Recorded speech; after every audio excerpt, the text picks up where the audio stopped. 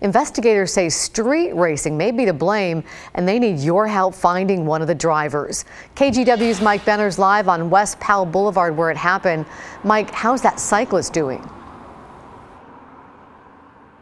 Well, Laurel, this man's injuries are serious, but he should survive. The officer I spoke with crediting the helmet that the cyclist was wearing. We can tell you this all happened around 3:30 this afternoon. Detectives say two cars appeared to be racing down West Powell Boulevard at 182nd when one of them crashed into the cyclist. KGW obtained a picture of the bike.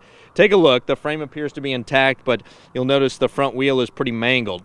We also got our hands on a picture of one of the cars. You can clearly see damage to the back end of it, even the back wheel.